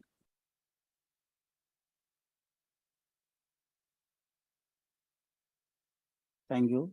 I'm waiting for questions. Thank you very for much, my- Mr. Devamohandan. So, yes, over to the floor for questions and feedback. Yes, sir. Perennial questionnaire. Interrogator. So, do you think anxiety is always a bad thing? Not sir. It's a optimal level of anxiety is required. For what? We have to achieve something. We have to optimal level. Power is small. Right. Tension is needed. Yes, yes. Okay, good. Thank you.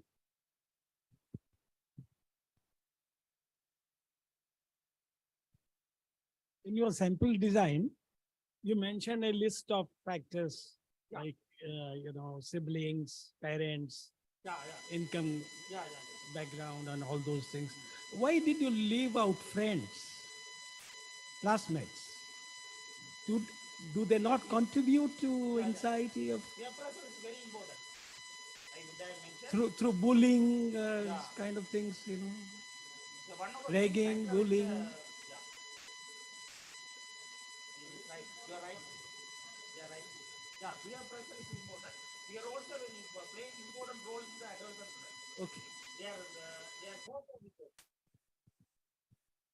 Right. Thank you. Thank you very much. So, it's not an exhaustive list. There can be other factors, but he has selected only these factors. So, thank you. Thank you very much. Draw his attention. Yes. Yes. That's why we are here. Right. When presenters, when they come up with their research, their presentations, we are there to help them. Thank you. Thank you, Dr. Duga. So, Mr. Devamohandan, you can go ahead with another research study and extension to this, looking at the peers, right? How they contribute to anxiety. Thank you. So our last presenter is Miss C.R. Hettivattage.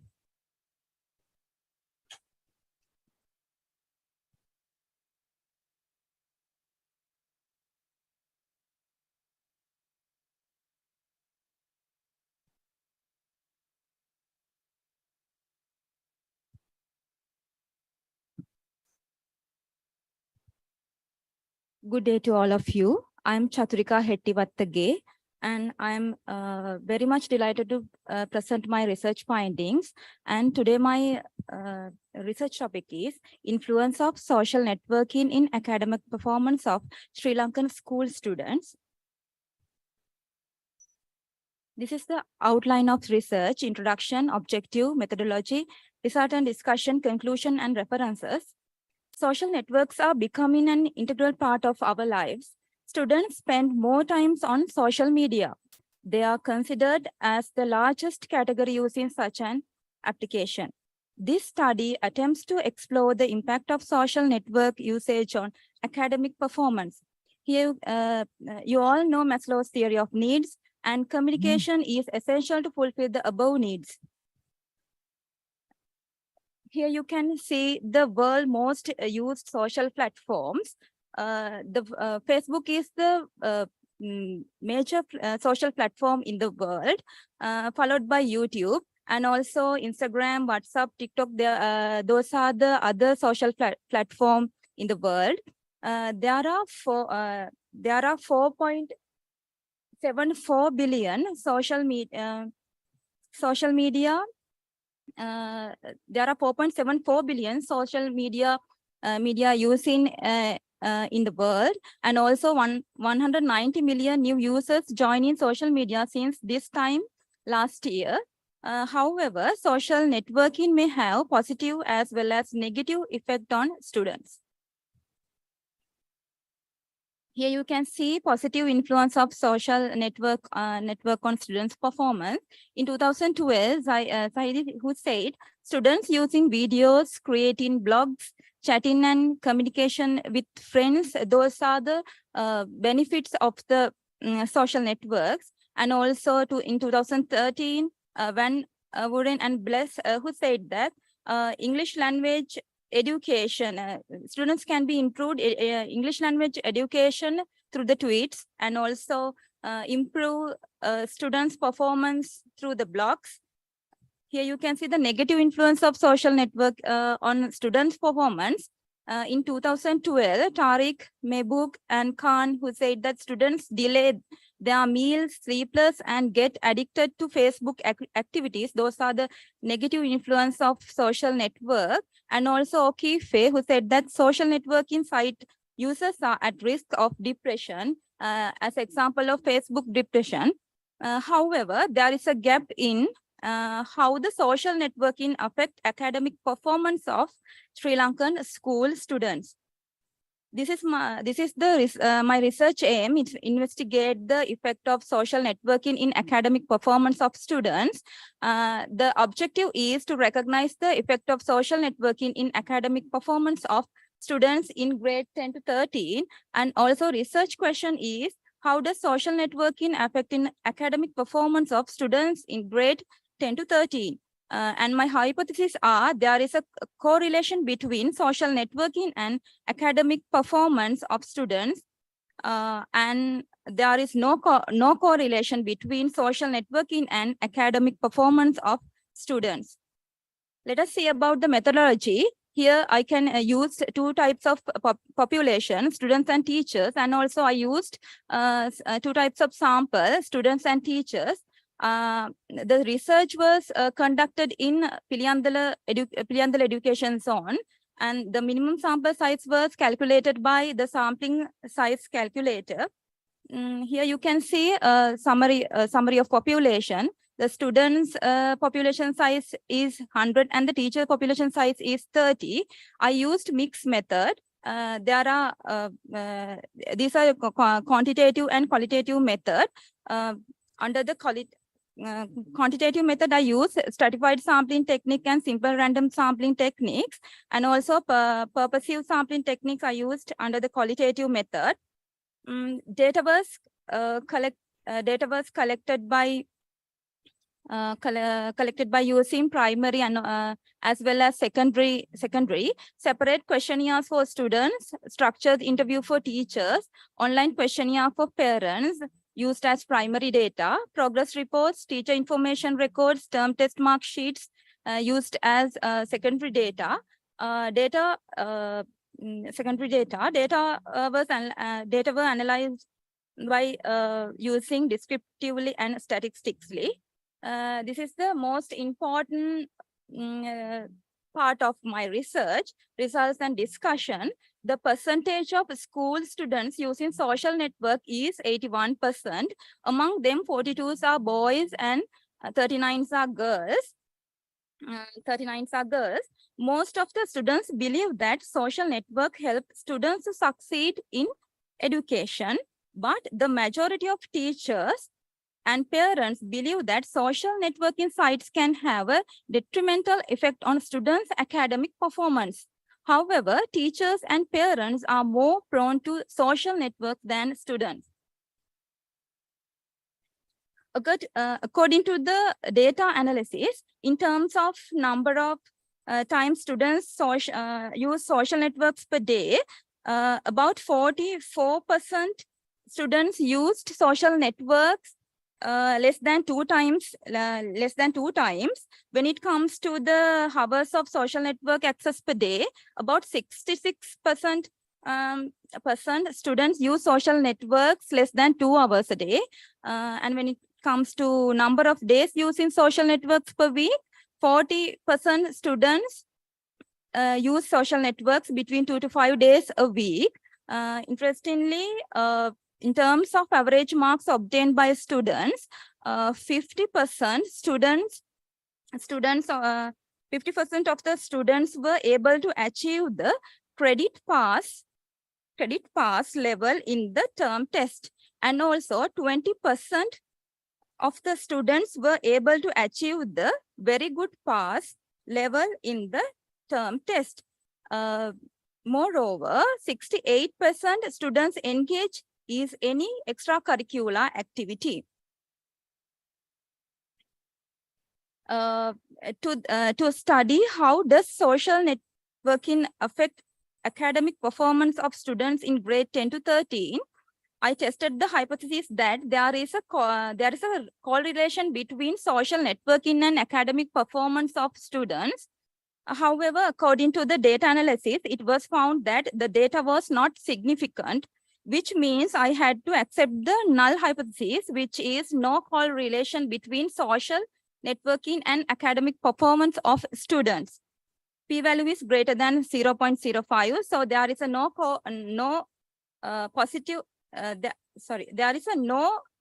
correlation among social networking and academic performance of students. Finally, I can conclude there is no correlation between students' grade and their use of social networks as reflected in students' term exam scores and other extracurricular activities they engage in. In concise, the findings of the research demonstrate that the social networking sites have no effect on the academic performance of students. These are my references. I would like to thank who helped me to success my research. Thank you very much. Have a nice day. Thank you very much. And it's really, how do I put it? Encouraging. Maybe parents don't want to accept it, but our researchers say there is no correlation between their grades and their performance and use of social networks. Thank you. Very interesting research. And you wanted to see the social media networking and education performance, right? So social networks. There are two types of social media and social networks. Okay. I research social network. Means having relationship with friends and all? Yes. Connecting others, friends. Okay. We can connect. So you did see the impact on how they get affected from the social media usage. Say, if a student is addicted to the social media, it will sometimes has a negative network, Yes, sir. negative effect. Is it? You didn't Yes, research that? no, I didn't research that, but I can improve that. Yeah, also part of- because sometimes social media or social networking can be used for enhanced learning, right? Yes, For yes, example, to we can. discuss the problem, Yes, sir. And presentations. we can use also flip classroom, Yeah. and we can use correlation That's right, yes. activities. Yes, we Because, can use. now these days students are when we appoint groups, say 10 members, so they use the social media to learn each other, share Yes. the information each other. Yes, but You didn't see that aspect? Or? no, sir, I didn't research that. So what is the main focus on your research? Academic performance of students. That means I get the marks and their core activities, extracurricular activities. Okay. These things. So though they are using social network, there's no impact on education. Yes, there's no impact. So how did you get? But parents and teachers, they think there's some impact. First, we have to how did you calculate the hours? How did you hours. calculate? It's through the SPSS package. SPSS, Yeah. good. And they mention I'm using networking this much hours. Yes,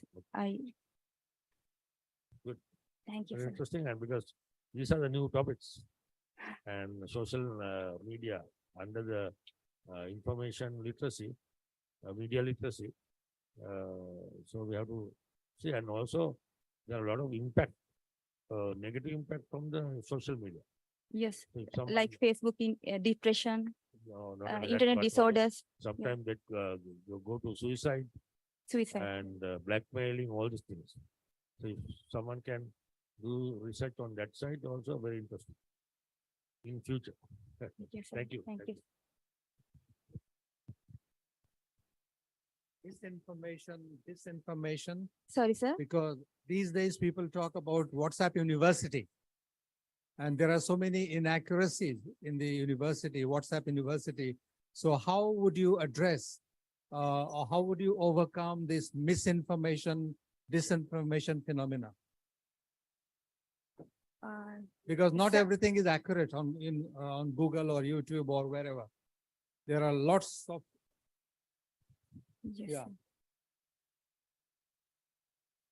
In 10 Yeah, to but 13 social, students. but social media usage also involves misinformation, disinformation. So, yeah, that's not your focus, I understand, but you can, Okay, in future you can consider. I will Yes. do that. Okay. Thank you, sir. All right. So with that, we have come to the end of this session. It was a very longer session, but I think we were presented with a plethora of research ideas and findings. So I want to congratulate all the research presenters. And one technical suggestion from the chair, that is when you present, if you can think of your presentation slides and be guided by the 6x6 rule, I think it would have been better and we could have saved more time. Mr. Madhuge is there, an expert in this area. So I think that also could be one of the take homes, right? When we present at international conferences, to be guided by the 6x6 rule for presentation, right? That's good for everybody, for the audience as well as for the presenter. So to wind up the session, may I invite Dr. Godin Kodituaku to present the certificates to our presenters.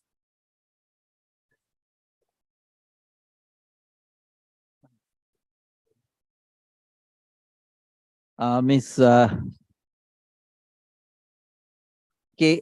RKSPN Ranavira.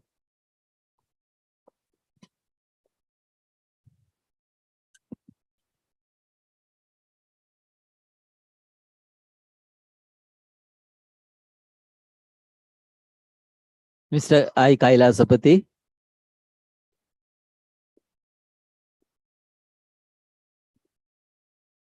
Ms. Tanuja Pereira.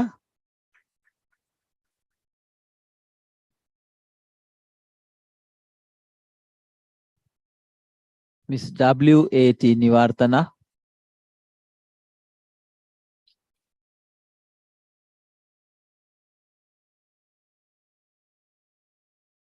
Dr. Chamila Edward.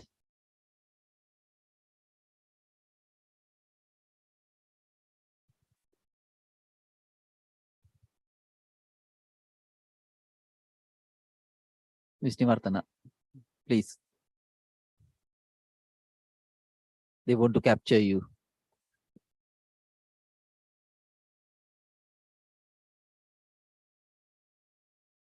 Ms. Chamila, Dr. Chamila Edward. Ms.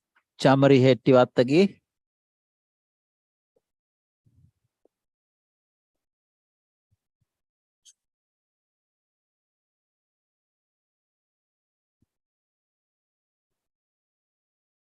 Mr. S. Devamuhundan.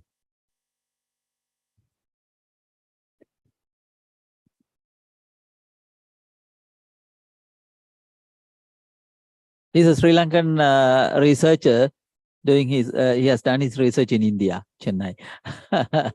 It must have been really interesting to you.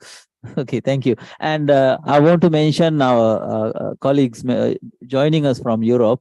They had greeted us good morning, and good morning to you all. Maybe, you know, some of them missed the opportunity to join the inaugural session because of time difference. But thank you very much for our colleagues joining from Europe as well for your participation. Thank you very much. And let me conclude this session for lunch, and we'll be meeting after lunch. And please remember, we are a little behind the schedule. So there are a few more researchers waiting for the evening session. Thank you very much. Yeah. After lunch, now it's, yeah, schedule time is gone. And can we come back, say, at least by 2:20? It's 1:55. Yes, you have to rush your lunch and come back. Yes, in say half an hour. Thank you. Thank you.